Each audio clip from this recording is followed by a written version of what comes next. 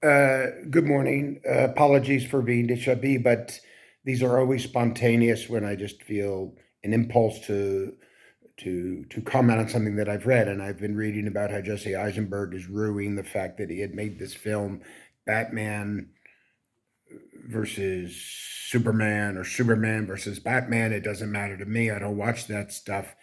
And frankly, it doesn't matter to me what becomes of Jesse Eisenberg's career. The reason being that Jesse Eisenberg made The Social Network, and that performance by him was seminal. It was one of the most important performances of the century.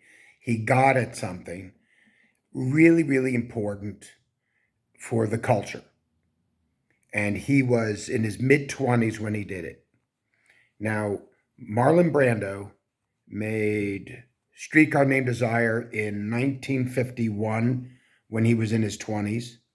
And when he was about 30, he did On the Waterfront. Everything after that, Brando had trouble finding his way, carrying on, even believing in the project of his own career. The point is that what Brando accomplished, he accomplished by the age of 30. So what Eisenberg accomplished with The Social Network is never going to be bettered. So he, of course, cares what happens to his career, but the culture doesn't care. The country doesn't care. It's unlikely he's going to appear in another film.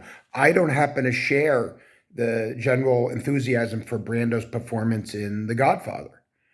I don't see anything that he did after On the Waterfront that had the kind of power and genius that the early instinctual kind of work did.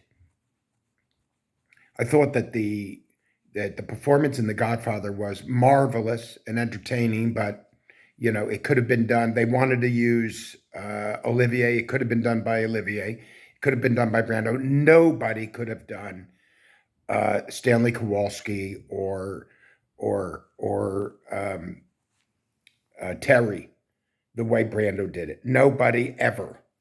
And as a matter of fact, there is an interesting anecdote that Hume Cronin, the great actor who was married to Jessica Tandy during rehearsals for the play of A Streetcar Named Desire, got very upset because he thought that the roles, that the script, that the play had been rewritten to suit Brando.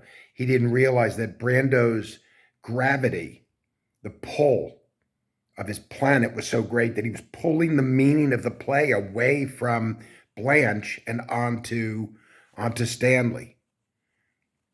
That's an amazing thing to happen. So, Godfather Part 2, for me, is all about Pacino. Godfather 1 is about Brando and Pacino and the coming of Pacino and some other things. And obviously had great cultural importance. But Eisenberg in The Social Network, very close to doing the same thing. So whatever Eisenberg does, and I hope he does well, it just won't matter because that is the role that he will be remembered for, most likely. And it is a lucky actor who gets an opportunity to do something like that. Just as Adrian Brody did The Pianist, and just as, well, name it, what can we think of?